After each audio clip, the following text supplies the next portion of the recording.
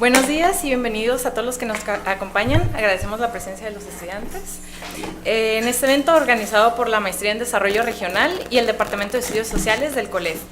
La conferencia se titula Recodificando la frontera en un área de nacionalismos en ascenso, lecciones de una Europa sin fronteras y perspectivas para la región fronteriza México-Estados Unidos. Esta conferencia será impartida por el doctor Christophe SOHN, con participaciones del maestro Mario López y la doctora María Rocio Barajas. Good morning, and thank you for joining us in this lecture titled Recoding the Border in an Era of Rising Nationalisms, Lessons from Borderless Europe and Perspectives from the U.S.-Mexico Border Regions. Dr. SOHN, welcome to el Colegio de la Frontera Norte. We're very glad to have you here. El Dr. SOHN tiene una maestría en Geografía Urbana y un doctorado en Geografía, ambos por la Universidad de Louis Pasteur en Estrasburgo, Francia. Actualmente, el Dr. SOHN tiene el título de profesor visitante en el Center for U.S.-Mexican Studies en la Universidad de California, San Diego. Asimismo, es investigador del Instituto de Investigación Socio-Económica de Luxemburgo y profesor asistente asociado en la Universidad de Luxemburgo. Entre sus áreas de investigación se encuentran las regiones metropolitanas transfronterizas, gobernanza urbana y regional, integración transfronteriza, las fronteras como recursos, la multiplicidad de las fronteras, análisis de redes sociales en Europa y Norteamérica. De igual manera, el Dr. SOHN cuenta con numerosas publicaciones incluyendo libros, artículos especializados, capítulos de libros, reseñas, entre otros. Todos estos sobre los temas antes mencionados. También contamos con la presencia del maestro Mario López, quien actualmente es gerente de asuntos externos en la empresa IENOVA, especialista en producción de infraestructura en energías, exdirector de asuntos binacionales del Ayuntamiento de San Diego y amplio conocedor de las relaciones transfronterizas, entre otras. Del mismo modo nos acompaña la doctora Rocio Barajas Escamilla, directora del Departamento de Estudios Sociales del COLED, coordinadora de la Red Nacional de Investigación sobre Fronteras Comparadas, con área de especialidad en procesos de integración económica e impactos en el territorio, cooperación y gobernanza transfronteriza. Sin más por el momento, me gustaría dar inicio a esta conferencia y cederle la palabra al doctor SOHN. Thank you very much. Let me first say how happy I am to have the opportunity to come to COLEF today and have this talk with you. Obviously, I also want to apologize for not being able to present in Spanish. My Spanish is not very good, and you prefer that I speak in English, believe me. Before I start, maybe I should just give a little bit of background information, and because it's not the first time I come to COLEF, and it's also not the first time I'm visiting this fascinating region. I still remember very well, and the conference Rocio was organizing, in 2013. And I spent the whole week here in Tijuana, COLEF, discussing with scholars from Europe, from North America, from Mexico, about cross-border integration and cross-border cooperation. And so that was like 4 years ago. And at that time, the European perspective and then the North American perspective on these issues of cross-border cooperation and integration were still looking at different directions. So there was a possibility of a dialogue, and a very interesting one, but we're also facing different contexts. And some things that were highly relevant to Europe seemed to be far away when they were considered here with this border along the Mexican-US line. And vice versa, the securitization, militarization of this border was something that looked really awkward from a European perspective, especially when, like me, you study the internal borders of Europe, the borders within the Schengen area, borders that are open, borders that you can cross freely. Not everybody, depends on your citizenship and your passport, but border controls are usually not happening there. And since then, I came back to San Diego and Tijuana a couple of times. I visited some people I know. Tito is here today, and Rocio, and Jim, and others.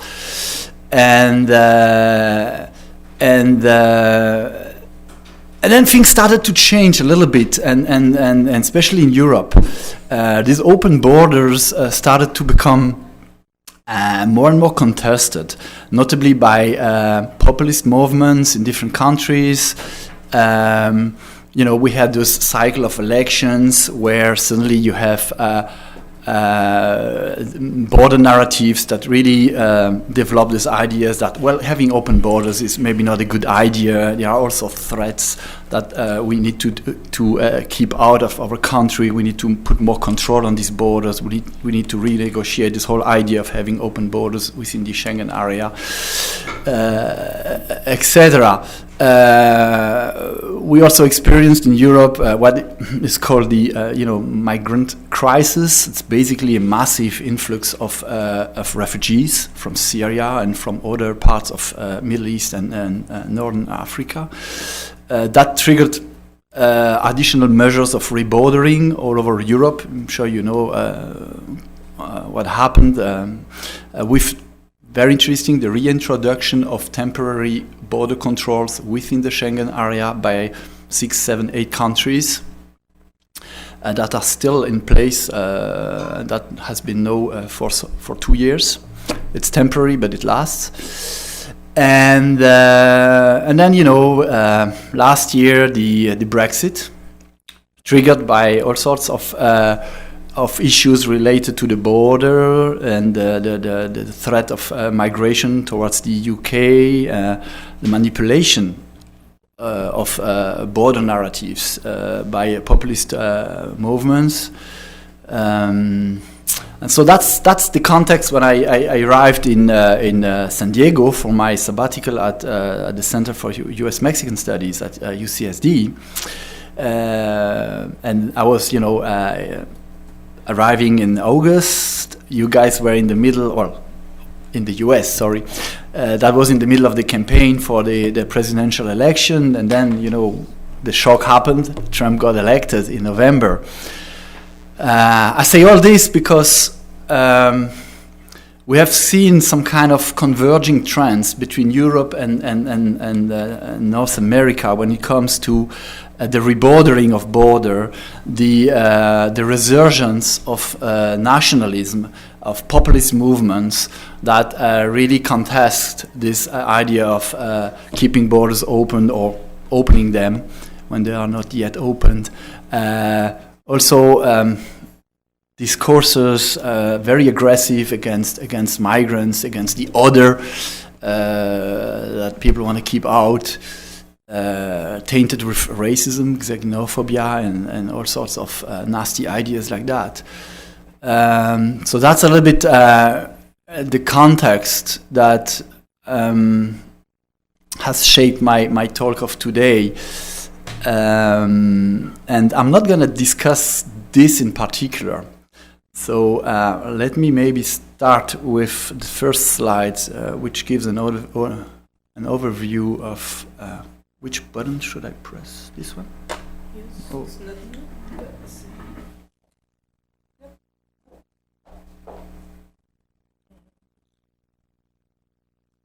Okay, great.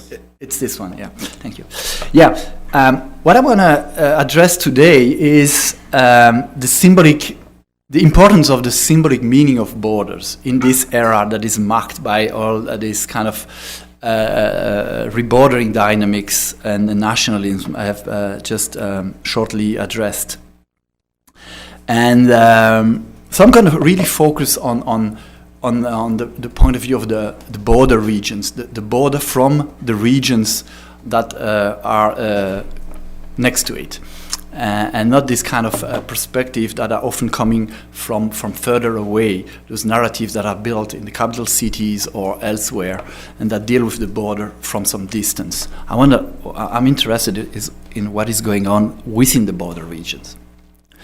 And my main hypothesis today is this idea of an endogenous recoding of the border that in my view, could constitute a key factor for the cross-border resilience, for the capacity of the border regions and the cross-border regions, the communities and the people that live in those spaces to resist these movements of rebordering and national stances that are imposed to them very often, without them being asked whether they agree or not to it. So I'm going to explain during my talk what do I mean by recoding, because that's maybe not that clear for you yet. I'm also going to address some of the issues at stake in this recoding initiatives. Why is it important for cross-border regions? I need to also point to that, and that's at the core of my hypothesis. And then I'm going to also discuss a little bit some determinants, challenges, and also advances when it comes to this recoding. I'm going to navigate also between European cases and then the US-Mexico border. I'm going to use European cases as examples for shedding light on some of the key characteristics or factors that play an important role when you go into this recoding of the border. And then I'm going to move to the border here between Tijuana and San Diego, and going to point to some aspects that I have been studying during my stay here. I'm not an expert in this border. I'm still learning about it.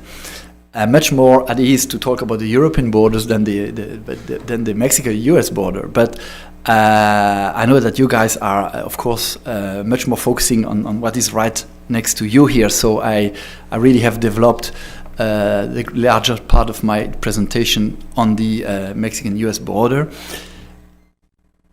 I also don't have a complete understanding and analysis of what's happening here. It's really partial. It's work in progress. I'm still analyzing what I collected. I conducted interviews. I will show you some results, but it's definitely not an achieved piece of research. And you're going to see there are lots of questions in my presentations also. I hope I will be able to point to aspects of what's going on around this border that is not so well known. I hope I'm able to move out of the well-known facts and dynamics that concern these borders. At least I've tried to do this, and as I said, lots of questions still. Okay, what do I mean by recoding the border? Basically, in my understanding, recoding points to what border means, what they represent, what they signify. So coding here is very different from the use of this term in computing when you write a program. It's also very different from what lawyers mean by coding when they do codification of law, right? It's also different from what we do as researchers when we transcript or our analyses. We also do coding very often. And it's of course different from encryptions. What coding points to is, in French I would say sémantisation. In Spanish I guess it would be semantización or something. That's what I really mean by coding. Coding is just easier to pronounce, but I think semantización would be the most exact term. So it is constructing a relationship between a signs and what they signify. That's the very basic definition of it. I'm also going to focus on endogenous coding. What I mean by endogenous is those are initiatives, those are actions that emanate from the border regions, from the border people, from the border communities. And I contrast this endogenous coding with exogenous coding that is conducted from afar. And I will shortly talk about it in a moment, but this is usually overcoding, when some forces, interests are imposing some codification to the border from afar. I'm not looking at this. I'm looking at what's going on in the border regions. Another aspect that is very important is I'm not so much talking about coding, but about recoding. and the prefix re means it's a reaction to something, right? And it's a reaction to two things, actually. It's a coding that follows the fantastic transformation of borders, roles, and functions over the last 3 decades. I mean, we still don't fully, I think, get what happened to the national borders over the last 3 decades. Just remember the 90s, borderless world. Everybody was just so excited about this amplification of globalization, this opening of borders. Some even went that far to claim that national borders would disappear, that they would become irrelevant.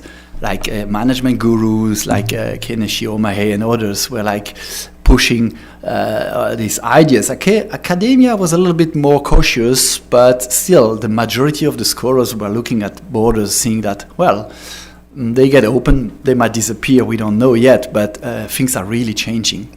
And then early 2000s, a counter movement, rebordering, security-led rebordering, starting with the attacks 9/11, and then spreading to other countries all over the world at different paces through different modalities, of course, but still quite a big change. And those two forces, it's not one taking place after the other. They contest each other, but they also kind of combine each other. And I just recently published a paper with Larry Herzog, that some of you know maybe, from San Diego State University, where we kind of analyze this commingling of rebordering and debordering, and use Tijuana and San Diego as an example. So these borders have been really transformed in an extensive way, and what do they mean to the people? What sense do they make? Is something that has not always been properly addressed, I would claim, and it's quite difficult, by the way, to address as well. And then the recoding I mentioned is also a reaction to what I just mentioned before, this kind of imposition of a dominant code from afar, the overcoding a la Donald Trump, blaming the border for all sorts of problems, imaginary, sometimes real, others, putting a lot of emphasis on issues that are often more complex than just pointing to the border between two countries and blaming the people that come from the other country being responsible for all sorts of issues, etc. So in my view, my endogenous recoding is really also something that should counter this. And the question is, can it counter this, and to what extent can it achieve some resilience in the border regions? So why is coding a complex process, not complicated, complex? I want to keep this simple, but I need to go through this little triangle here to explain what I mean. That's the semantic triangle. It's kind of an old piece of research, Ogden and Richards, 1927. Basically, you have 3 key elements here when you talk about this symbolization dynamic. You have the referent, which is usually an object or an event. You have the signifier, which is either a perceived materiality of this object, but it can also be a sign, an expression. And there is a coding operation between the referent and the signifier. It's an external coding dynamic. And then, of course, within the sign, besides the signifier, you also have the signified, what it means, the thought, the concept, or the intention, right? So that's a very well-established way of looking at these kind of semantic processes: referent, signifier, signified.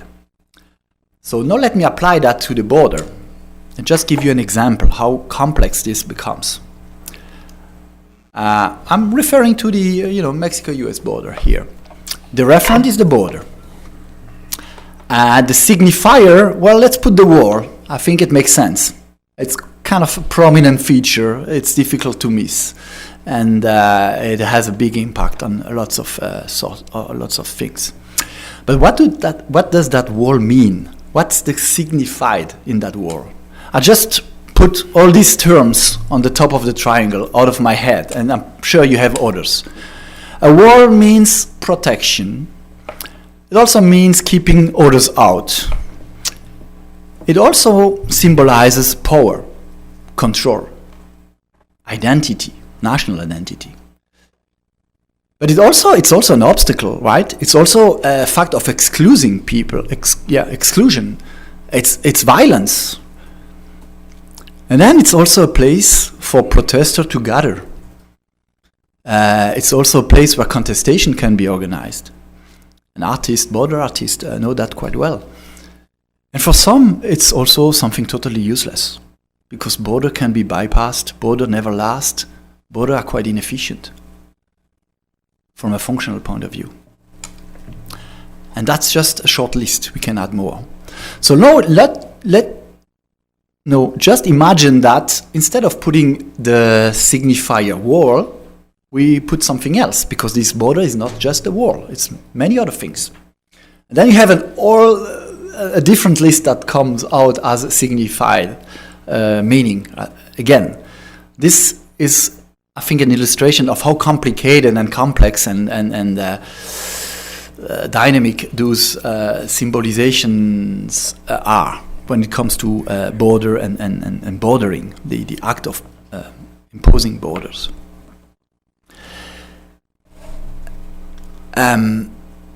Next question. Why is the recoding of the border important for cross-border regions?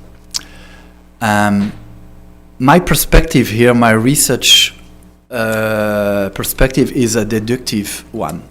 I'm not starting from observation to build up an hypothesis. I'm doing it the other way around. I rely on some theoretical thinking, derive an hypothesis, and then go out to the ground and look at what's happening in reality and whether the reality is confirming or not my hypothesis. So the theoretical base I'm mobilizing here, I'm going to keep that very short because it can be quite complicated as well, is the assemblage theory, initially crafted by Deleuze and Guattari, French philosophers from the 70s, and recently been reworked by Manuel de Landa. I'm sure you know these works quite well. Basically, assemblage theory, I find it very interesting to be applied to borders and border regions, because it allows you to think the border regions and the cross-border region as a grouping of heterogeneous elements that do not form a coherent whole. Cross-border regions are not coherent. Cross-border regions are full of contradictions, full of tensions. They sometimes walk, they interact, they converge a little bit, but they also oppose. They also contest the national border, but also between themselves. There are different dynamics at play. Tito has analyzed this kind of phenomena between Tijuana and San Diego in his book, showing how different also the dynamics were. But in the meantime, these dynamics also interact. So using a system theory approach when it comes to border and cross-border regions is very complicated and does not work very well, because a system means you have some level of coherence. It's regulated. A system, has a homeostasis. Assemblage does not need that. Assemblage handles contradictions and conflicting forces. So that's one point. But more pointedly to my talk today, assemblage theory also points to two main factors for these assemblages to hold together. The first one is the existence of alliances, co-functionings, symbiosis, that are holding together an assemblage. This refers to the material and functional phenomena. Cross-border work, economic transactions, cultural interactions, you name it. Lots of things. And what the assemblage theory also says is that on top of that, if you want your assemblage to be stable and resist shocks, external shocks, you need to codify it. You need a coding operation that point to the symbolic meaning, to the identity of the assemblage, what it means, not only how it interacts and functions. That's where I get my hypothesis. So now let's go into the empirical discussion. What are the key factors for recoding a border? As I said at the beginning, just considering very shortly a few European experiences and then going to the US-Mexico border. Placemaking strategies are important. Big border infrastructure. At least Europe examples have shown that infrastructure matters for building, for recoding the borders. Cross-border events too. And then social institutionalization. So I'm going to shortly go through these four aspects. The European experience shows that recoding the national borders into something different is an integral part of placemaking strategies. That's a very fundamental point. European cross-border cooperation initiatives are quite complicated to present because there have been so many, and it's kind of a messy picture that you have. So I'm not going to enter into details here. I don't have time for that. But basically, the recoding of the borders that has been performed around those cross-border regions in Europe, the Euro regions, as we sometimes call them, has been dealing with, building common territorial identity. A sense of place and belonging that you share with the other side of the border. Something like a shared spatial imaginary.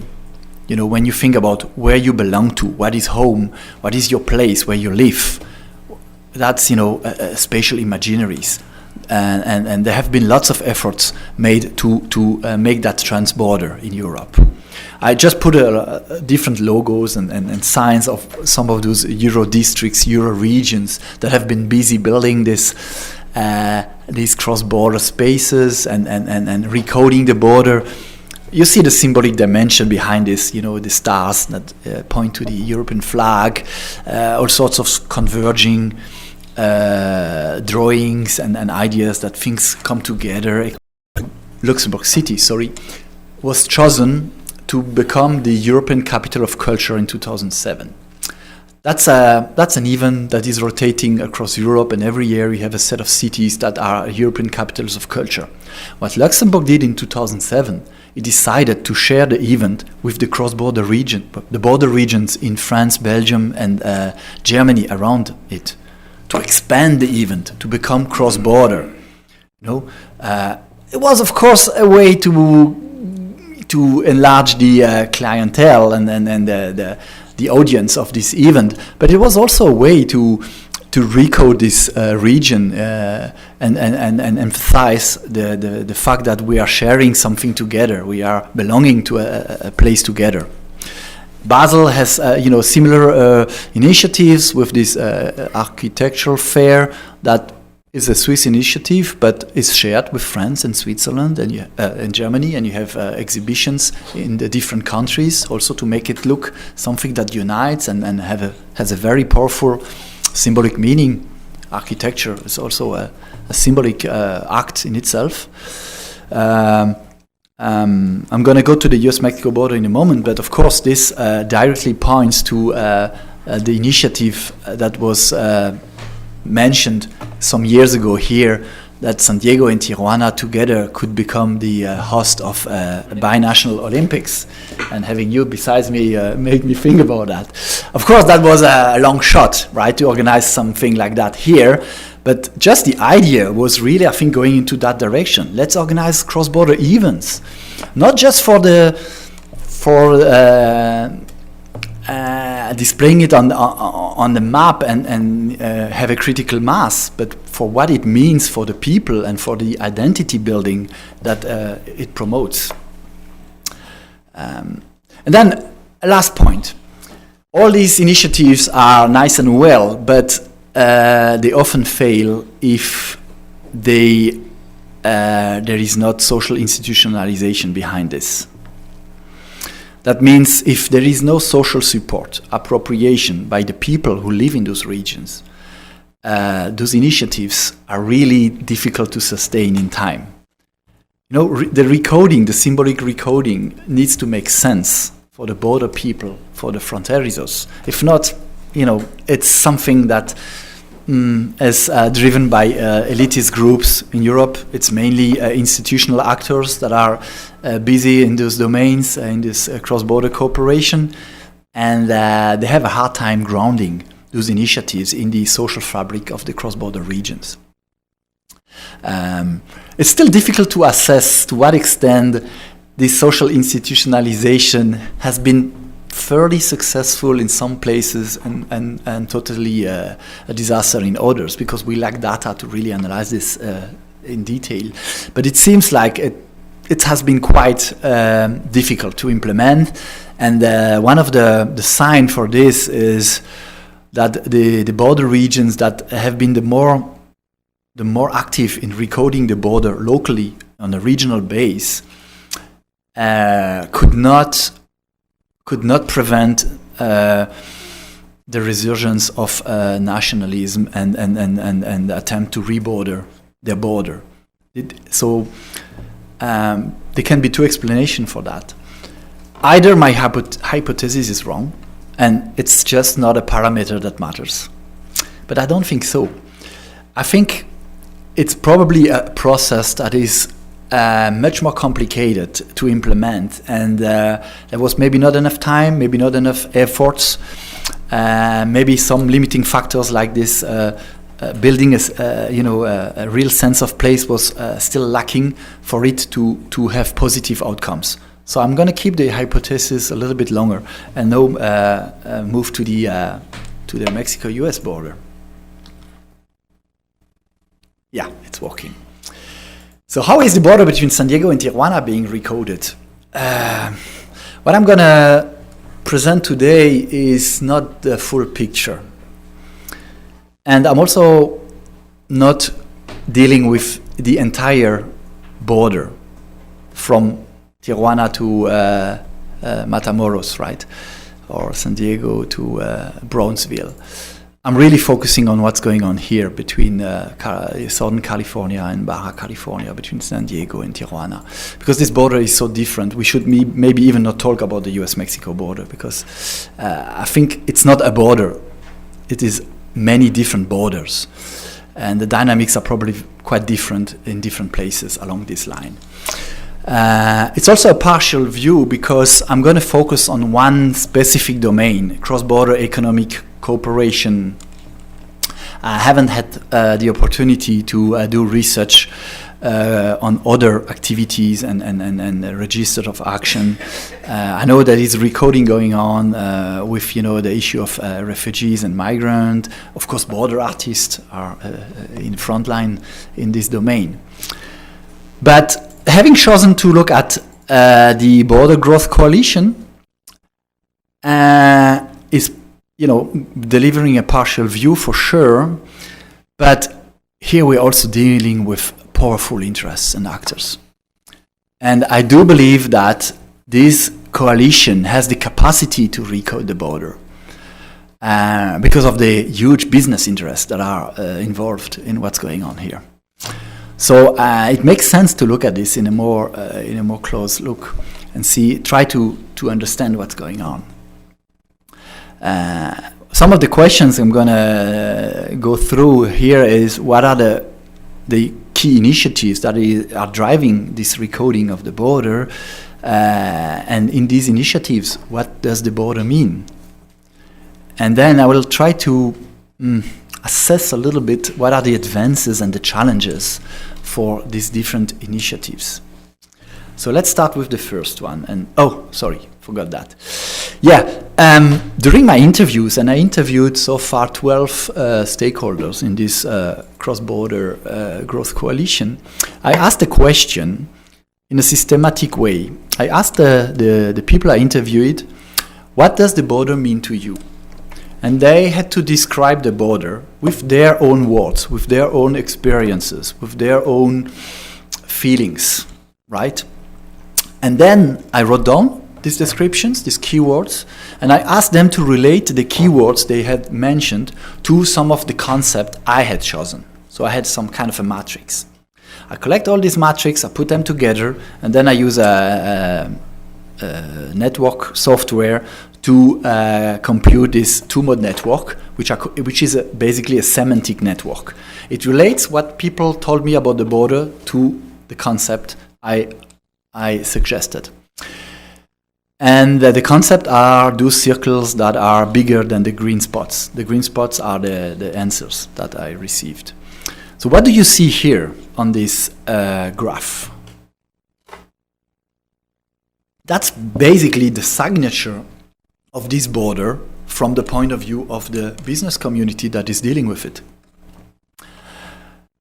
What they value, what they think is the most important thing for this border is the fact that it's a resource, an interface, a marker of identity, a symbolic place. And those concepts or notions are grouped together. The closer the concepts are grouped together, the more they share the same link, right? It's a topological structuring behind. So that's the main emphasis of this group I studied when it comes to this border. What is very interesting is that they really contrast this with other aspects like border being an obstacle, border being a source of conflict, border being a threat. And these three other aspects are much less important when you look at the size of the circles. They look much more important for them. And then the protection, the fact that this border is also meant to be a protection, at least according to some people in Washington, D.C. maybe. That does not seem to be a big deal for this community I interviewed. It's, very marginal. So that's very interesting because in the meantime, this representation of this border is in sharp contrast with this image.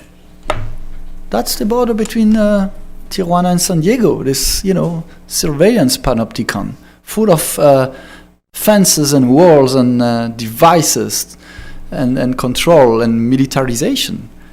That does not seem to be something that is really impacting their vision of the border. At least they did not mention it. So let's dig a little bit further into that. I'm going to go through 3 examples. The first one is Calibara, because that's one of my topic of research, and I like this idea. What is Calibara? Difficult question. I'm not sure I have all the answers. I just give you three little thoughts about that, and you probably know most of it. Well, it's a concept for an imagined binational region, right? You have the kind of map, it's encompassing the San Diego County, the Imperial County, and Baja California, at least up to Ensenada. I'm not so sure further south. But so it's a grouping of territorial jurisdictions, and that has nothing formal, but it's something like an imagined space. And as such, it's quite interesting, I must say. And it's not a new idea. It has been around for some time. But what really triggered the whole thing about Calibara is an initiative to transform this kind of label into a brand or a trademark. So in the 2000s, there was this initiative about a US initiative about creating mega regions, especially to attract funding for transportation infrastructure. And some stakeholders from the economic development corporations in San Diego and here in Tijuana and Baja went together and launched this initiative to create a Calibara binational mega region, which is something like a trademark, which is used to promote the binational region internationally to attract firms, to attract investors, to attract talents. It's a business brand for the cross-border space. And then Calibara is also a state of mind. The Calibara binational mega region is a globally unique binational location for business investment. It's a way at looking at this border and at the border region that is, I think, quite interesting too.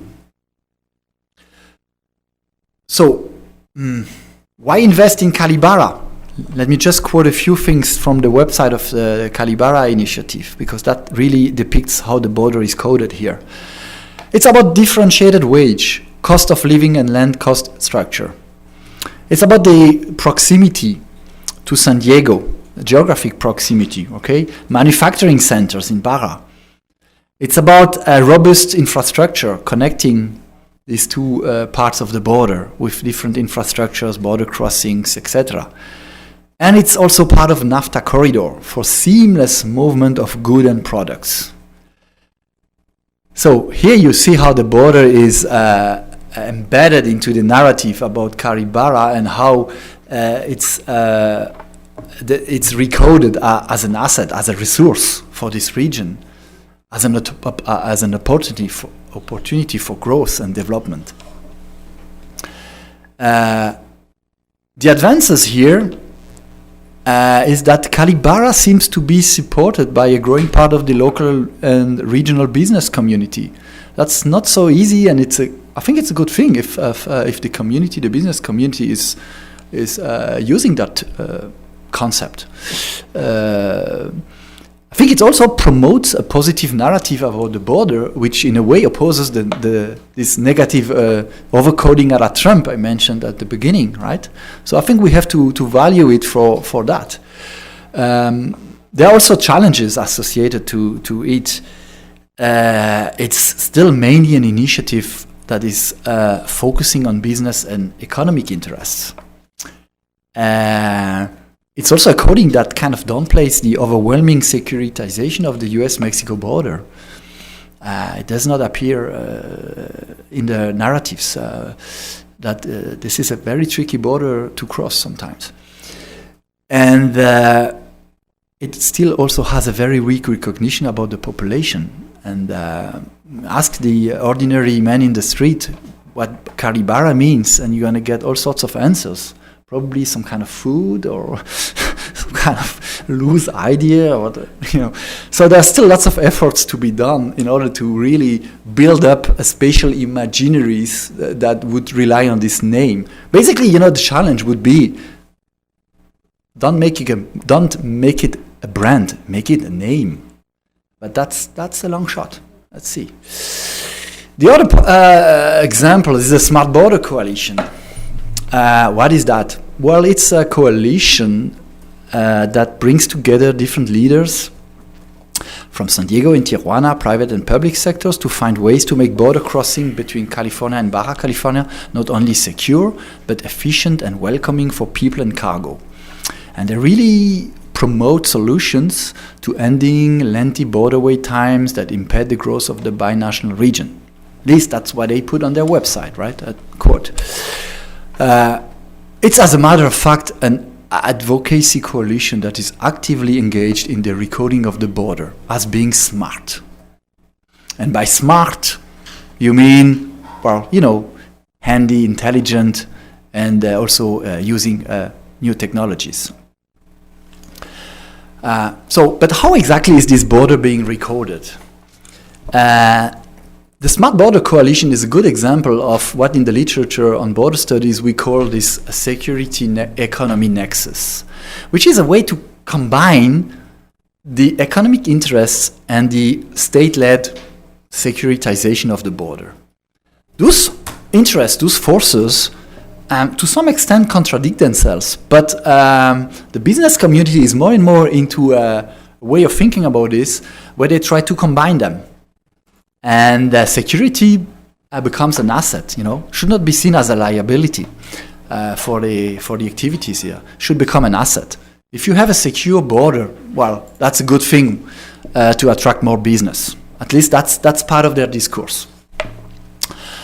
This is implemented through the promotion of different tools and measures like trusted traveler programs, and the Smart Coalition has been very active in making sure that Sentry is developed. They were part of the initiative to create it. Global entries and other program. You have also customs trade partnership programs, either for people to cross faster or for the goods to cross faster. So the business and the customs, the US customs, go into some agreements, pre-clearance, stuff like that.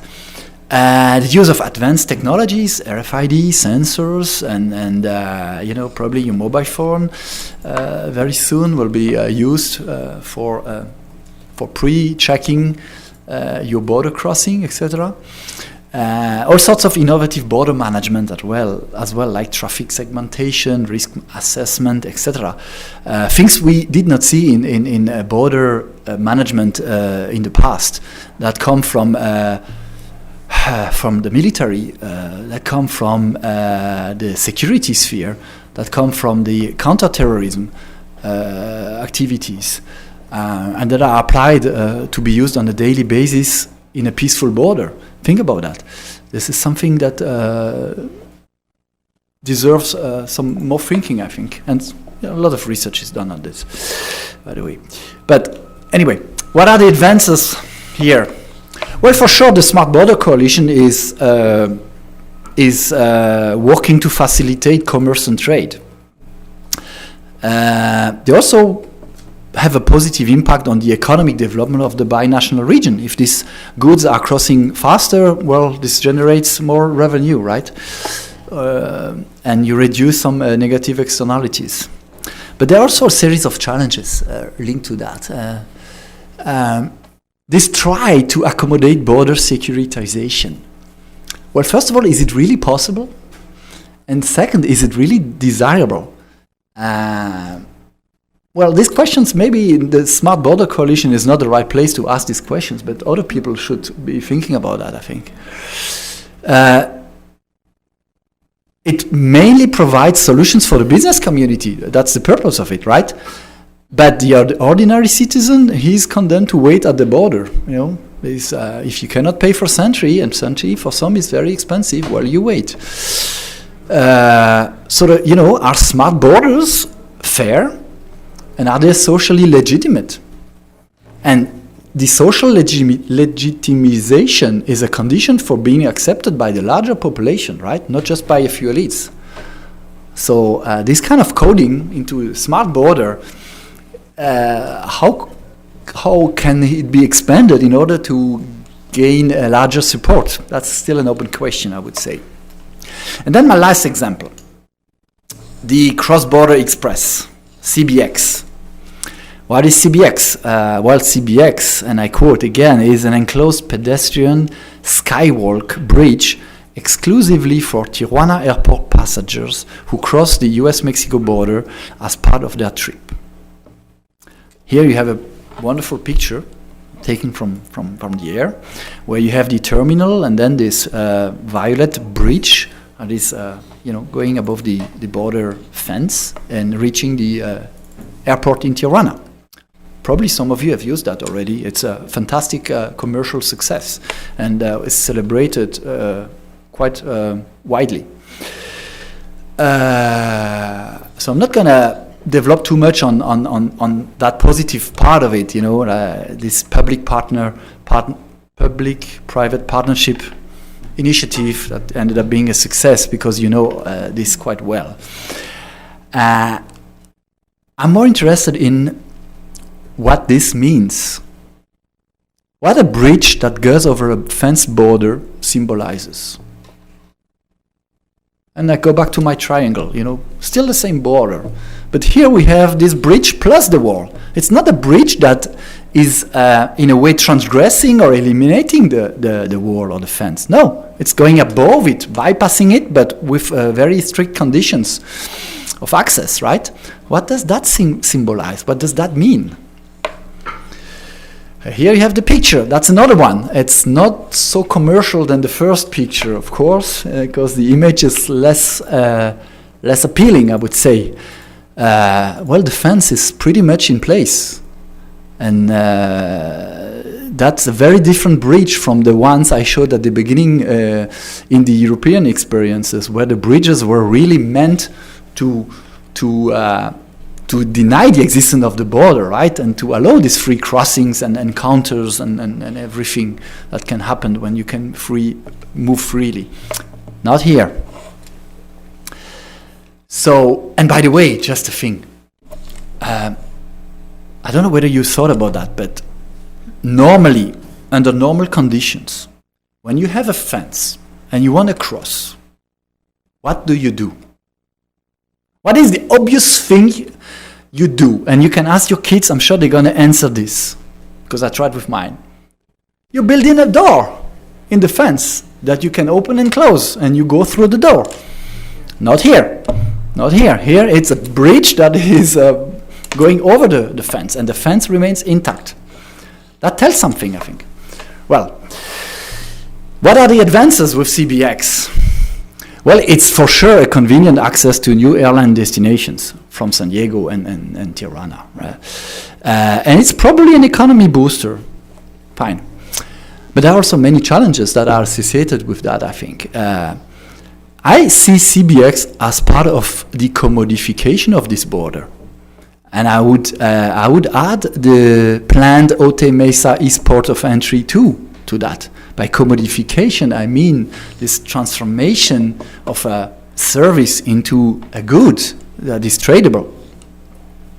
Another way to look at this is to say that this kind of border crossings are moving from being public goods to club goods, like a toll road.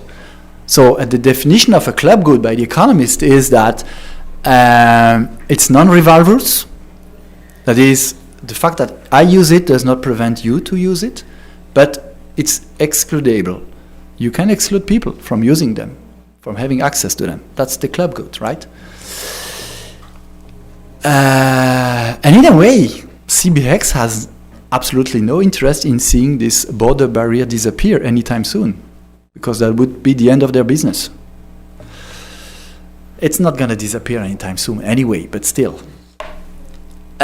So, conclusion. Borders are sites of power, and border making is an act of power over people's life, right? It's the power to decide who and what can or cannot cross. It's also the power to impose what a border signifies, what norms, what values, what intentions it symbolizes. In the San Diego-Tijuana region, the border is mainly recoded according to business interests. At least that's my point here. I know there are other recoding occurring, but I would bet that the business recoding is much stronger and much more powerful. The question is such a recoding susceptible to reinforce the resilience of the binational region? Because, you know, that was my hypothesis at the beginning.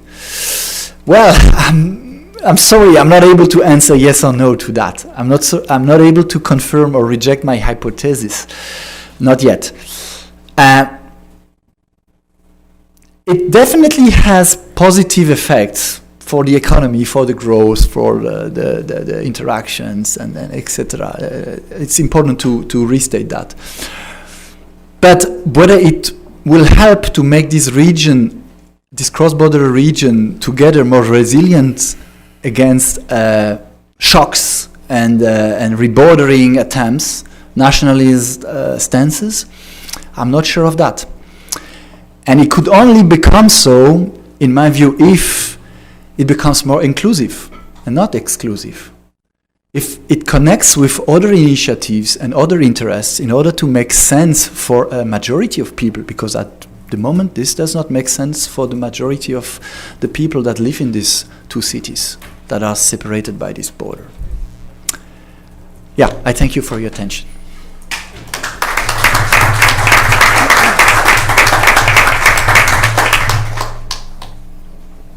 Dr. SOHN, thank you so much for your participation. We're going to go ahead with the commentaries by Maestro Mario López. Maestro. Gracias, thank you. Thank you, Chris. I think that was a very, very good presentation. I think it helped us focus on many projects and aspects that we live here on a daily basis, that sometimes we're so close to them that we sometimes, I think, fail to notice them. No sé si le gustas que la diga en inglés o en español. Vamos. No sé. Can speak in Spanish or English? ¿Quién es el público? ¿Chris o los que están aquí? Los estudiantes. Ah, bueno, Okay. pues, I'm sorry, you're going to be left out. Okay. No, if you want to ask me a question, just I'll do it in English, but for the commentaries, I can follow what you kind of say, more or less. So Okay. please Okay. go ahead in Spanish, that's fine.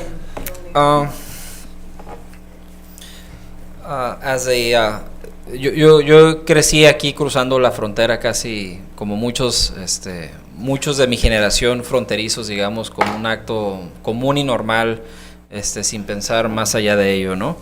Yo nací en San Diego, crecí aquí en Tijuana y tengo doble nacionalidad y para mí la definición de lo que para mí fue la frontera, digamos, en los 80s y que ha venido cambiando, sobre todo en nuevas generaciones, y lo he platicado con colegas, tiene que ver de cómo empecé a cruzar la frontera. Cuando yo crecía y fui al kinder en Estados Unidos, yo cruzaba la frontera diciendo American Citizen, ¿no?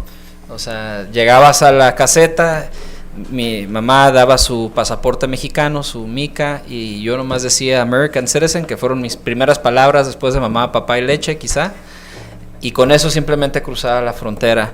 Y así fue hasta quizá los 19 años, ¿no? Algo sucedió en el camino entre mis 3 años, o mucho sucedió en el camino entre cuando yo tenía 3 años de edad y 19. Y de vez en cuando mi mamá sacaba un acta de nacimiento así hecha bola para identificación, pero era muy poco común que nos las pidieran. Mucho de lo que creo que Christophe enunció aquí y de lo que hemos vivido y de lo que seguramente vamos a seguir viviendo con la retórica que estamos escuchando ahora en Estados Unidos sobre la frontera, específicamente donde están, como muy bien definió Christophe, decodificando o recodificando, ¿no?, el significado de la frontera desde Washington, es que la definición de la frontera fue cambiando y la sensación y la relación de la frontera por partes de quienes regulan la frontera cambió, sobre todo después del 11 de septiembre, y perdimos algo que es lo más difícil de recuperar, que es la confianza. ¿Por qué me dejaban cruzar a mí diciendo American Citizen? Porque el inspector de migración confiaba en la intención de mi madre en el cruzar y en la palabra mía. Simplemente eso. Había confianza.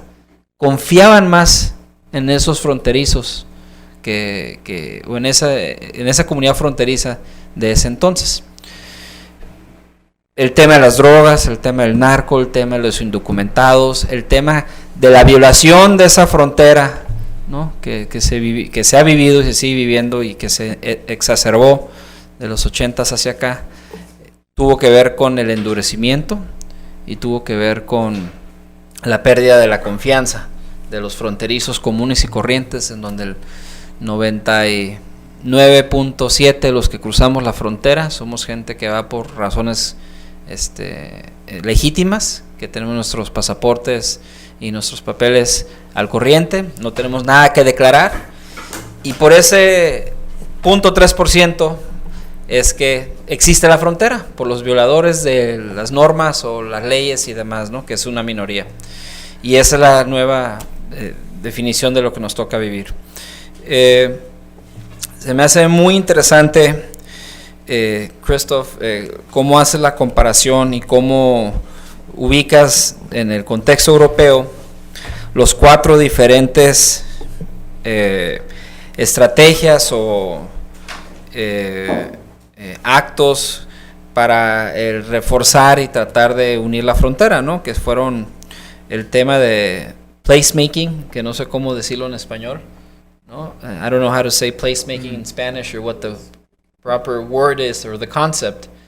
And maybe you can talk a little bit more how you understand the placemaking concept. That would be maybe a first question.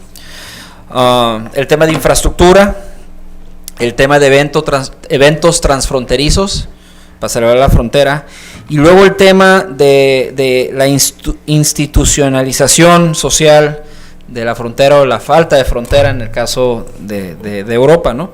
Se me hacen muy interesantes esos y veo como esos 4 aspectos, digamos, los alineas con esos 3 proyectos regionales que mencionaste, ¿no? Por uno, el concepto Cali Baja, el grupo Smart Border Coalition y el CBX. Me interesa también preguntarte, Christophe, que hablaras un poco más en el tema de social institutionalization. ¿Qué has visto o qué has encontrado, si es que has encontrado, qué esfuerzos hay o no ha habido en esta región San Diego-Tijuana? If you've seen or if you've heard about in the area of social institutionalization, any efforts, initiative, concepts that sort of have that tendency in this region, if you can mention in the people you've interviewed or in what you've seen. Hay un ensayo que aquí el maestro Tito Alegría y yo y otros colegas hemos hablado, del cual hemos hablado mucho, que es el ensayo de Temporary Paradise de Kevin Lynch, que fue publicado en 1974 en San Diego, que es un documento, un ensayo con una visión o un ejercicio, le intento hacer una visión para el desarrollo futuro de San Diego. Y en ese ensayo, que no sé qué tantos de ustedes lo conocen, pero los invito a que lo vean y lo lean, y es un trabajo bellísimo. Incluye ahí recomendaciones y menciona aspectos de la necesidad a futuro, esto es 1972 que él estuvo, Kevin Lynch, en la región San Diego-Tijuana, de crear instituciones transfronterizas para mejor aprovechar las relaciones entre San Diego y Tijuana. Esto fue en 1972, estamos en el 2017 y todavía yo no creo que existan necesariamente organizaciones que se dediquen a esa parte. Quizá hay muchas organizaciones que trabajen algún aspecto de la relación binacional o transfronteriza, pero no sé, ¿no?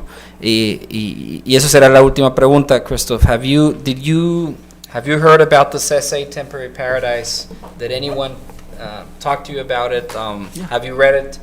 I think it's a piece of beautiful work that very few of us know. And of the groups that you mentioned and a lot of the institutions who are leading this relationship based on the economics, very few of them actually know the document, understand the spirit, and actually have sort of looked at the things that 40-something years ago he saw as a potential. That's sort of, we've just barely, some of them have sort of been able to pick up, like the cross-border terminal, that in the essay he proposed a twin airport. So it's a little bit of a concept similar to it, but not quite there. I mean, he was more ambitious 40-something years ago, right? So those three questions. Thank you very much for being here, and thank you for making us think a little bit more about this. Doctor, if you don't mind, we're going to be taking the commentaries from Dr. Yeah, Rocio, sure. and then you can answer the questions. Well, again, Christophe, thanks a lot for accepting our invitation to come to the COLEB. Always is very pleasure for us to receive you and listen all your very interesting ideas. Bueno, yo creo que algo que me parece, quiero ser muy breve para dejar tiempo a las preguntas, que seguramente tienen muchas. Creo que es bien interesante esta idea, y creo que a nosotros como investigadores nos ayuda mucho el poder ver una perspectiva en la cual pues hay un planteamiento de la necesidad de revisar la narrativa que se ha establecido a través de la frontera. Como todos sabemos, y el propio Christophe ha podido mostrar muy claramente, hay como estos dos aspectos: el aspecto de las fronteras como conflicto, como área de lo que llama todo lo que implica el peligro que puede implicar, pero también todos los procesos de cooperación, todos los procesos de interacción, las dinámicas que existen, y que de alguna manera yo sí coincido en que la narrativa de la frontera, aunque son efectivamente diferentes dinámicas, sí podemos decir que en general hay una narrativa hacia todo lo largo de la frontera México-Estados Unidos, en donde es una narrativa que ha sido impulsada fundamentalmente por los actores que han sido más activos, y en este caso pues son los intereses de los grupos económicos, de los industriales, de los comerciantes, de todos los empresarios, que no es malo, pero que sí hay, sobre todo, como se comentaba, un interés fundamental de vincular mucho el aspecto de los intereses económicos con el tema de la seguridad, y eso de alguna manera ha sido como una camisa de fuerza para la propia Frontera, y creo que efectivamente otros grupos, otros sectores, otros actores tenemos que contribuir a poder plantear una nueva narrativa, como él dice, un nuevo recoding de la Frontera, y ver y presentar, como dice, no se trata de generar un brand name, no se trata de generar una marca para la Frontera. Creo que no solamente we need to create a name, but we need to create an identity. Creo que es lo más importante, cómo generamos una identidad que pueda tener un balance entre las distintas dinámicas, que sea realmente representativo de las distintas dinámicas que generan la frontera, particularmente si nosotros vemos la frontera México-Estados Unidos, y no donde resalte solamente una parte, o donde el tema del crecimiento económico esté vinculada al tema de la seguridad.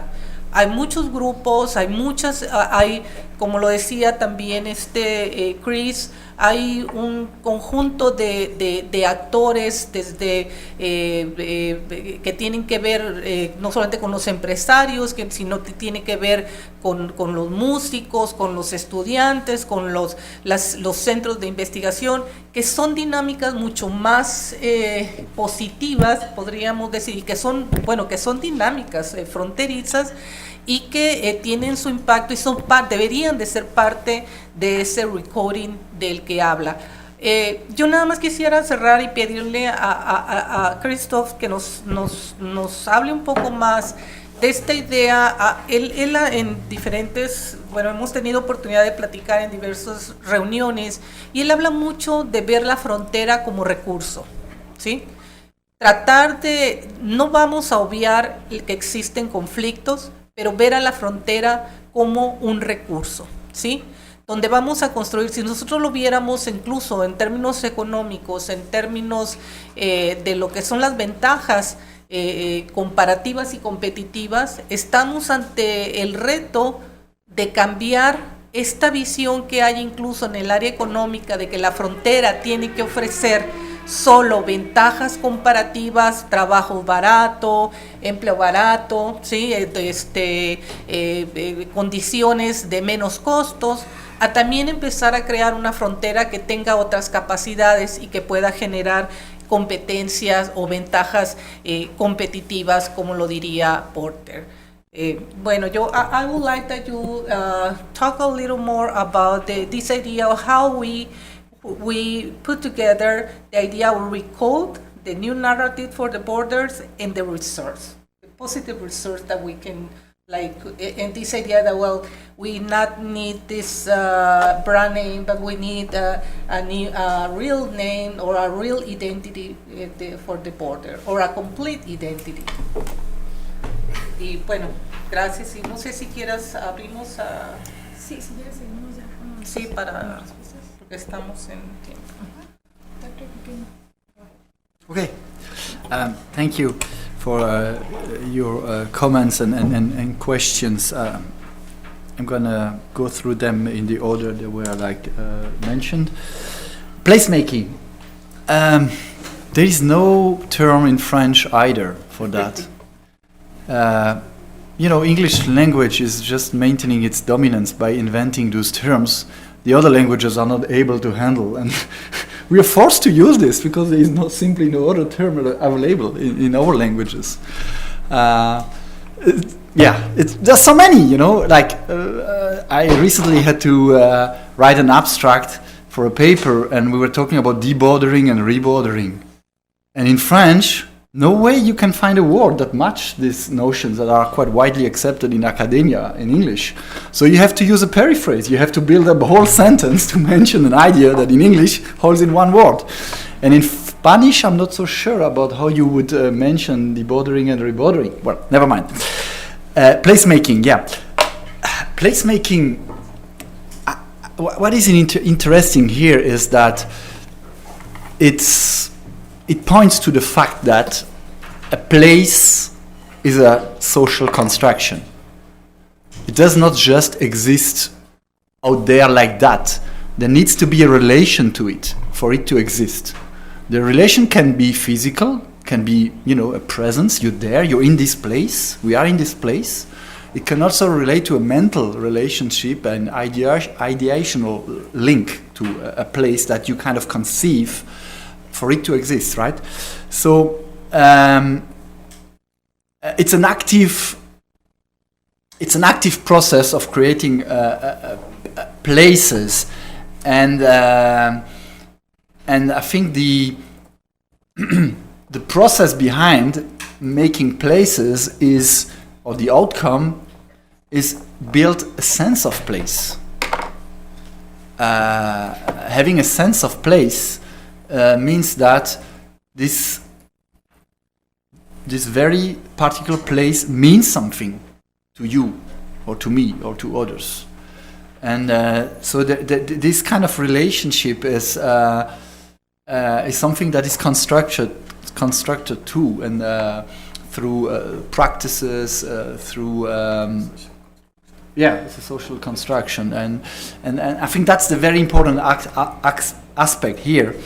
So the role of the borders in this dynamic are quite important, as I briefly mentioned in my presentation, and it would deserve more detailed analysis for sure. But I think one of the interesting things here is you need to reverse the traditional meaning of a border if you want to create a cross-border place. Because if you keep this meaning that the border is something who separates, it's going to be difficult really to have a sense of place that makes sense, and that is supported, that is accepted, that is that generates a sense of belonging. I'm attached to this place. I care about this place. It's important to me, etc. But if you manage to turn the border into not something that divides and excludes, etc., but something that unites, that brings together, that generates encounters, creativity, resource, then it makes a lot of sense to think about it through the creation of a place. A place is where people can meet and exchange and interact. The interaction is not just between an individual and the location where the place is. It's also a social dynamic around it. About the social institutionalization, yes.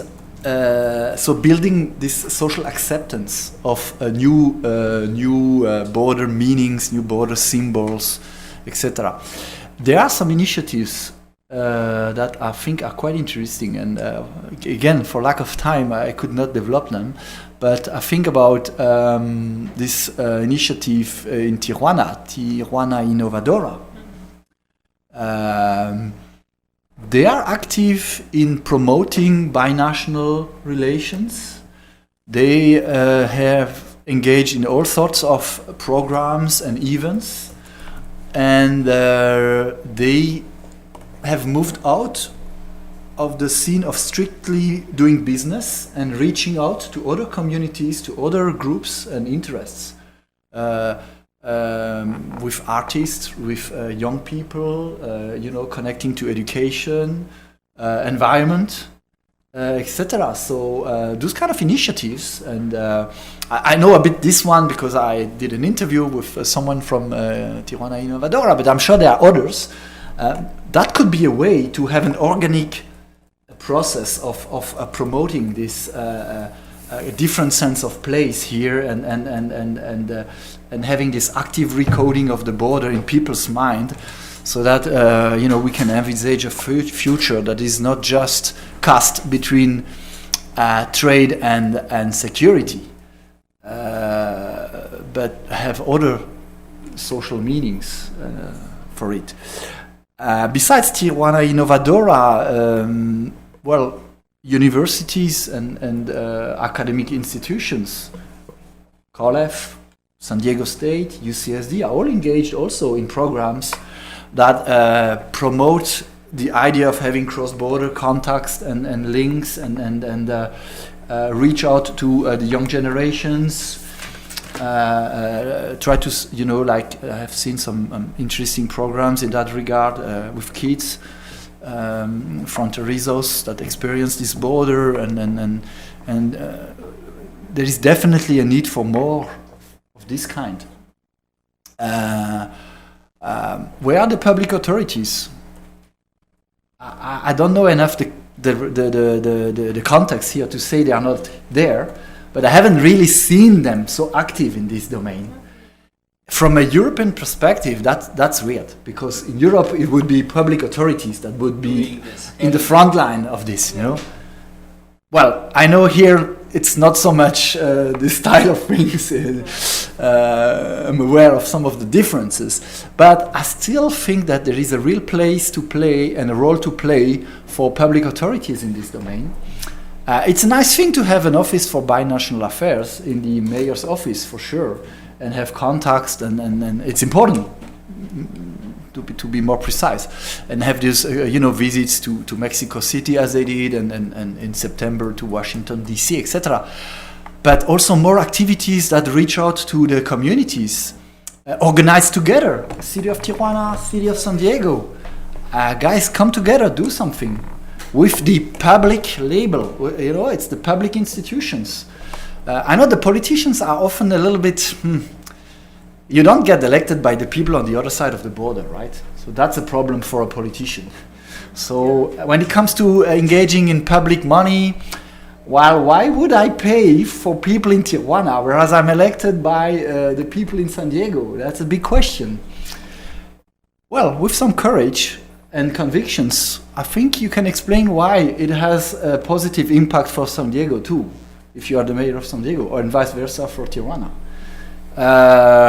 With pedagogy, with a clear message and consistency, you can I think deliver a narrative around these ideas. They're not going to convince everybody. There are some kind of extremist people that as soon as a dollar is spent outside of their yard, they think it's a waste of money, of course, but there are other people that might be sensitive to the idea that we are part of a common community and we share a common space, or we are very close neighbors. So we should do more also in these domains, and inclusive, and bring the people in those initiatives, not keep them out or leave them out, because they can really help you to move forward the whole idea that we have been discussing. Temporary paradise. Yeah, I know the study. Very interesting planning vision. 1974, I think. Wow, that's kind of impressive. Is that 40 years ago? 42. Yeah. 33 years ago. What happened since? Put in a show. Nothing. Yeah, well, it's yeah, definitely I agree with you. I found it. I was searching for the document, the original document on the internet. I managed to find it, but it should be more widely accessible. Definitely. And I know there is something where COLEF is involved for a new edition. A new edition with comments from scholars who comment on the original piece and reflect on it, etc. Now, definitely, we need more of this type of visions and thinkers to move forward the ideas. And even if they sound a little bit far away from what you experience on a daily base, time flies, and we really need people who point to the direction, right? Not just look at the daily hassles we have with the border and the fence and etc. Because first of all, it's kind of depressing, and second of all, you need to find energy with more far-reaching ideas and visions, I think. So yeah, the binational airport. When I looked a little bit at CBX, I read all the story, the almost 40-year story about doing something with an airport in the southern part of San Diego, and eventually, well, and possibly with Mexico and with Tijuana. I saw all the different ideas, initiatives, and we are far from having a binational airport. Far, far, far. But under the present condition, apparently that's the only thing that could be done yet. It's maybe not the end of the story. I mean, it's not such a massive infrastructure, and it could be easily changed and yeah. At the door, like you say. Yeah. So, for the current state of affairs with this border, I think that's the only thing you can reasonably envisage, and that's what they managed to do. And probably, and apparently, it was quite complicated still. I think it's worth considering moving beyond this. There are a few. Are they really binational airports? I think about this airport in Basel, which is Franco-Swiss, and the Germans are also involved, where you have an access road from Switzerland where you can access the border. A little bit like CBX, I would say. But it's really managed by the French and the Swiss. That's the difference. It's jointly managed. Yeah, it's jointly managed. This one is not. That's Tijuana Airport is managed by Mexican authorities. So it's just a getaway from the US here, basically. Yeah, short. Yeah. You have to tell me because we're gonna miss lunch, and lunch is late in Mexico. So no, but I know that there are a lot of questions. Yeah, creating an identity. I totally agree with you. I think that the name is part of an entity. When you don't have a name, do you have an identity? Yeah, and resource and coding. Yes, exactly. I remember what I presented during the conference you organized, Rocio, and I was developing this idea of the border as a resource, and I was distinguishing two types of resources. The geo-economic resources, those are really rely on what you see here, big economic differentials, making money, well, let's call it value capture, out of the differentials, etc. And then the other aspect of the resource was about placemaking and identity providing, using the border as a symbolic resource to transform things and transform attitudes and transform practices, build up common and shared identities and common understanding of what we do and where we live, etc. Yeah. Well, Dr. Christophe, thank you so much again for your participation. We're going to open up the Q&A section. Por cuestiones de tiempo, sí me gustaría que las personas que fueron a realizar alguna pregunta a los expositores, que si fueran breves y muy concisos, por favor. No sé quién le gustaría tomar la palabra. Doctor Tito, adelante. Christophe, hard thinking, very good. I have some comments, but I'm going to be short. I try to be short. Try, please. Trata. You have 4 recommendations for recoding the border, and you are a very optimist. We can find in this border very good counter examples for each one of these 4. And I think there are some structural restrictions to implement each of these 4 recommendations. I'm going to talk only about one. This is about this imaginary, cross-border imaginary identity, common identity. There is a survey in San Diego, NPR, I think, did this survey in 2005-06. people answering these questions about the border. Most of the people don't cross the border from San Diego to Tijuana. And when they do that, they do this, the frequency is very low, very, very low. And we know all people can cross without obstacle the border.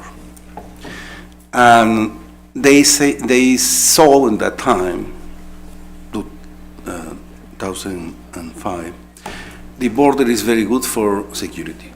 And we need to keep this border as is now and more security. And then there is a master thesis of a student in Nijmegen University, you know, about the image of people in Tijuana about the border. Maybe these two sources could be very good for you to have some data about this imaginary or identity, etc. And I am going to send you a translation of my book, chapter 2, where I discuss this thing about the cross-border identity. My conclusion is there is not cross-border identity. There are two identities. San Diego and Tijuana people have different identities for several reasons. You can read that. ¿Podemos tomar una o dos preguntas más? No sé quién está. Anímense. ¿Pueden hacerlo en español? Déjame nada más hacer, sí, José Carmelo Zavala. Y realmente lo que me gustaría escuchar en sus opiniones, un concepto más amplio, un concepto que diría yo que en el tema ambiental ha reflejado otra cosa. El compartir un ecosistema en la frontera obliga a una relación. Y creo que en el tema ambiental es destacado la colaboración México-Estados Unidos para lo que sea, en la COSEF, en la Comisión Ecológica Fronteriza. Y diría yo, innovador concepto de frontera, donde se considera una franja, 100 kilómetros arriba, 100 kilómetros abajo, ahora 300 abajo, vamos ahora a una franja de 400 kilómetros donde los países tienen que intercambiar y considerar al vecino.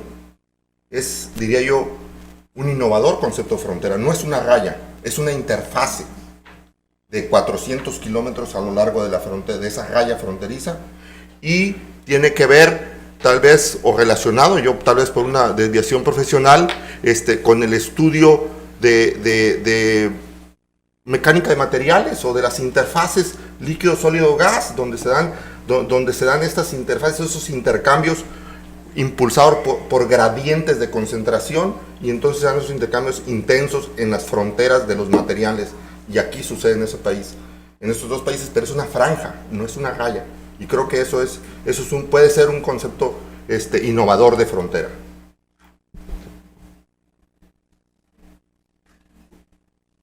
I got a part of it, not everything. It's about this creating a zone, right? Zone. Yeah. Zone franche in French. What's the English? There is already a zone between Mexico and the U.S. is 400 kilometers. ¿Son kilómetros? 400. Originalmente eran 100 arriba, ahora son 100 para arriba, 300 para abajo, 400. Before we had 100 in one side and 100 in the other, but now there are 400 together. And he's asking, this is kind of interface, like you say. Talk about this conflict and the environmental issue. Yes, and the concept is the NAFTA. It's the NAFTA instrument. Okay. Well, I think that what is very interesting about what Zavala says is that he's talking about materialities. It's, as you said, the luz and the lambda. He's talking about tectonics, gas, and all that issues that Manuel de la talks about how entities are created and how they get an identity. So this identity of the border is very interesting because it's not a line. It's an entity with another kind of power because it's an environmental entity, right? Very interesting perspective. Y por último, no sé si a alguno de los estudiantes les gustaría participar. Bueno, si alguien de los estudiantes, no, anímense. ¿Ya? ¿Quién? A ver. En español, obviamente, ¿no? ¿Puede en español? Sí, sí. Plantea el doctor que se debe ver a las regiones fronterizas como un recurso. Y como plantea la doctora Rocio, no solamente mirarla como ventajas comparativas en cuanto a, por decir, en la región fronteriza, y tocando el tema de las maquilas, cuando fue en su tiempo el apogeo, veían que en México existía una mano de obra barata, ¿no? Una ventaja comparativa, y tenían la oportunidad de lo que producían, lo mandaran a Estados Unidos con esa ventaja. Pero aquí lo que yo me cuestiono es el rol que están jugando las instituciones o los actores que ejecutan el poder. Tenemos, por decir, al presidente Donald Trump, que tiene una política reacia en cuanto a los mexicanos o las actividades que hay.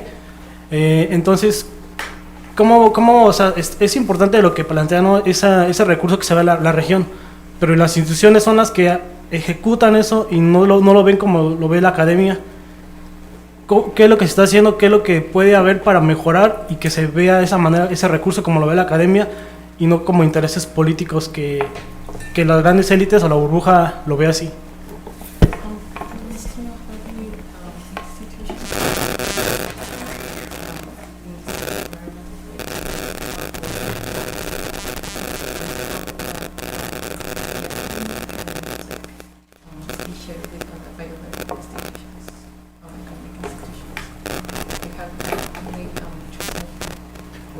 As academics, we can reach out to. How can share this view, this more integrated view, with the rest of the actors and Well, I think the main idea is how other actors, not only private or government, can do something in order to change these views about the border. Okay. That for many time they try to support the idea that they come to our borders many firms to produce, like in the maquila. No, but now we have a chain also in this area because there are not more investment like before.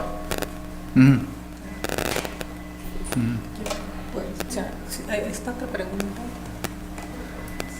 Christophe, thank you very much for the presentation. It was very interesting.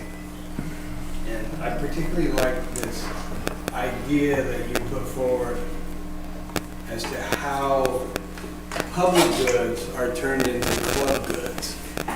Because this is another instance of the thousands of instances in how the U.S. is becoming less equal and how inequality is growing. That if you can afford it, you get it. If you can't afford it, you don't get it. But these are public goods. So this takes me to the thought that I'm not sure where it fits in your analysis, and I'm just curious how you think about it. And this is the idea of national sovereignty. It's a problem the border runs into constantly. That San Diego, Tijuana cannot make a real intergovernmental agreement because it lacks official sanction in Mexico City and Washington, D.C. This issue of national sovereignty is constant. It's been resolved in a few cases. The border environment has some steps towards a solution there. It's not solved, but the idea that we have an intergovernmental organization that can work on these problems, that has the official sanction of Mexico City and Washington, D.C., that gives it authority, it gives it some power to reach actual decisions.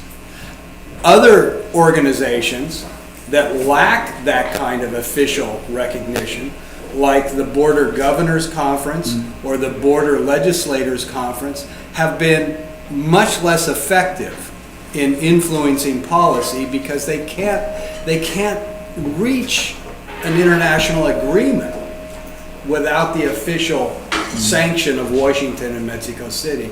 So I'm curious how sovereignty, which is something that it's there.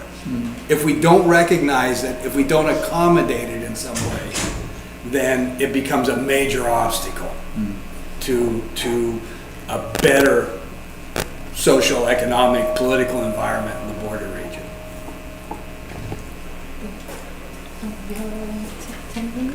Okay, great, thanks. I'm gonna again go through the different comments and questions in the order they were mentioned. I'm gonna start with Tito's comment. Thank you, Tito, for your feedback. Yeah, you're totally right about what you mentioned with people's representations and imaginaries and asking the ordinary guy on the street in La Jolla where I live what he thinks about Tijuana. He looks at you in big eyes. And the thing he says then, oh yeah, I used to go there when I was at college to drink, and I haven't done it since. I'm so busy. That's the usual answer I get. These guys don't really have an interest in the border and in Tijuana. I think they really miss something, by the way. And most of the time, it's because of ignorance. They simply do not make the effort to come across and experience and probably enjoy. And they are in their comfort zone. Why making that effort?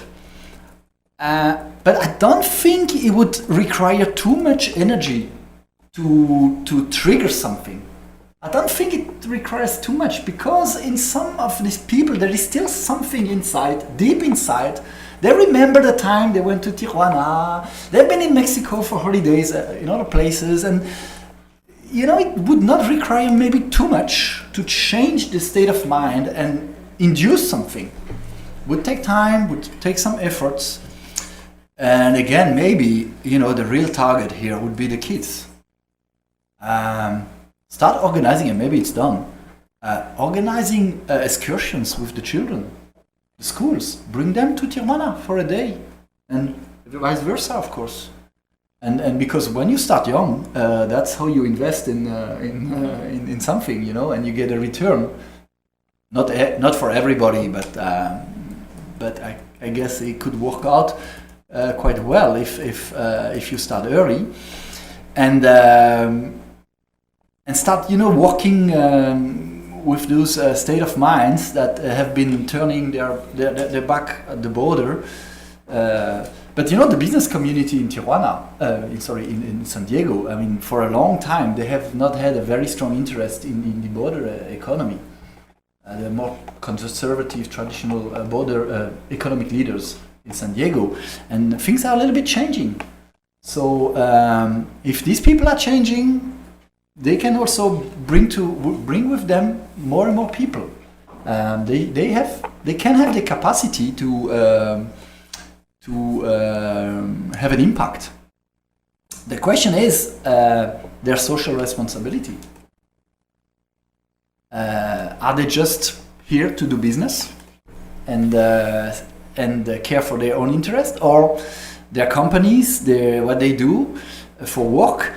Might also have a much larger interest and have something, corporate social responsibility.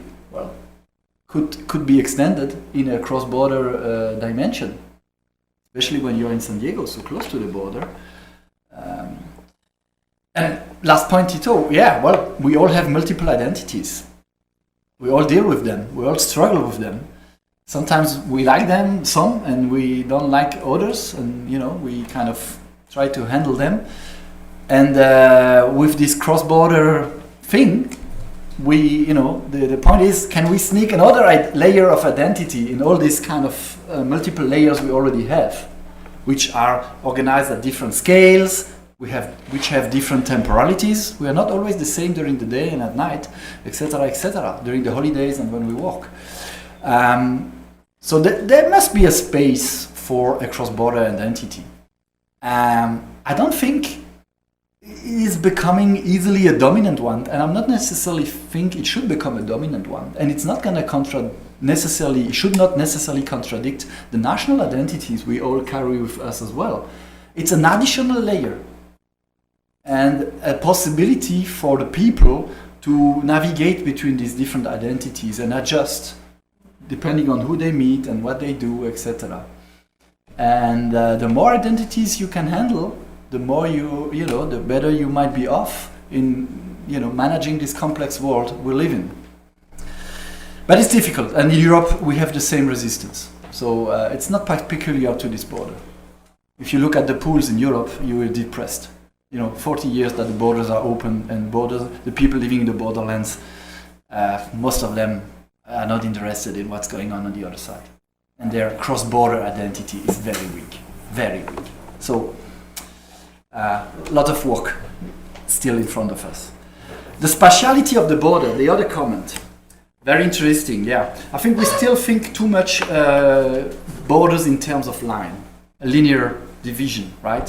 Whereas borders are many different things when it comes to their spatialization. There are zones or areas, and some of them have been institutionalized. There are also networks. And that is one point I did not develop in the presentation, but when it comes to fostering an endogenous recoding of those borders, this should not necessarily take place just right at the border and in the border regions. Could also happen elsewhere, everywhere basically where bordering occurs. And just to give you an example, but I think that if you want to recode the US-Mexico border, and more specifically the border between San Diego and Tijuana, you should involve the Latino community in Los Angeles. Because a lot of people there, a lot of connections with Mexico, much more than in San Diego, by the way. Well, that's further away from the border in geographic terms, but in emotional terms, in social terms, in cultural terms, in cognitive terms, I'm not so sure. So why not also in connecting with other communities that are further away, but that have stakes in the border and in the cross-border life? So very complex partialities. There was another question about how to reach to how to expand these ideas, right? And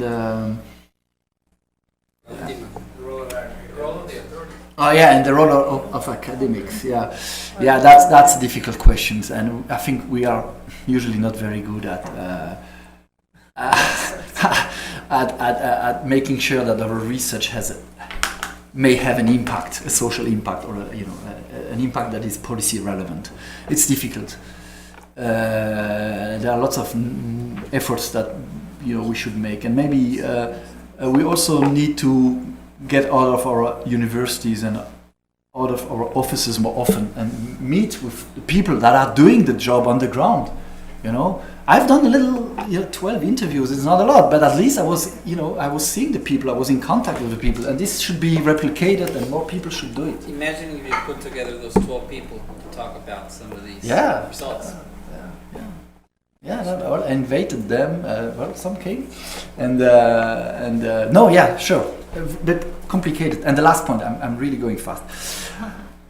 National sovereignty. That's a big topic. I look at Europe, and that's a long history to deal with it. It took half a century in a different setting, institutional setting, with a EU that was an ally in reducing the impact of the national sovereignty of states when it comes to cross-border affairs on a local or regional scale. It's still not totally solved in Europe. There are still lots of interferences from the states when it comes to deal with sometimes very common issues. States say, no, that's my territorial limit and sovereignty. No way you're gonna cross it. Or sometimes very things that deal with, you want to create a cross-border organization. We discussed with Jim on the way here about Geneva, and Geneva has established itself as a cross-border metropolis with some, institutional organization and governance. And the idea was somehow supported by the two states, the Confederation of Switzerland and the French state. But when it came to where are the statues going to be located, in Switzerland or in France? Big fight. When it came to who's going to be the head of this organization, well, it's going to have to rotate. No way it's going to be just one or the other. And the Swiss were more relaxed about this than the French. The French were really, really hard on that. No way the French state would give up a piece of sovereignty, engaging public state funding to build infrastructure in another country. That's what it comes to when you do cross-border cooperation and you push it really far, right, into the operational aspects. I know only few countries in Europe that have done it. Switzerland is doing it. Switzerland has invested hundreds of millions of Swiss francs or euros to invest in infrastructure that connects or is in France or in Germany, for instance. But that's an exception. Most of the countries do not allow it. And so, for the case here, one of the lever that can be manipulated or actioned is when you have a common interest, or when you have spillover effects, negative externalities that really hit hard, and there is no way you can solve them except going on creating some kind of intergovernmental organization. That's why also it happened in the environment sphere, because that's where these things are obvious. So the idea would be to extend this concept and demonstrate and convince, it's going to be difficult, that other domains relating to the social or the economy also experience similar issues that would deserve similar solutions, with intergovernmental solutions worked out. Yeah. Thank you so much, Doctor. Thank you for inviting me, Rocio, and I'm really enjoyed this talk with you today. I'm really nice, honored very to good have been invited to COLEF today. Well, finally, in name of COLEF, we would like to give you this small award for your participation in the conference. It reads: El Colegio de la Frontera Norte, a través del Departamento de Estudios Sociales y la Maestría en Desarrollo Regional, otorga la presente constancia a Christophe SOHN por su participación en la conferencia Recording the Border in an Era of Rising Nationalisms, Lessons from Borderless Europe, and Perspectives for the U.S.-Mexico Border Regions. Thank you very much. Asimismo, me gustaría hacer otorgarle otras constancias por su participación como comentaristas a la doctora Rocio Barajas Escamillas y al maestro Mario López.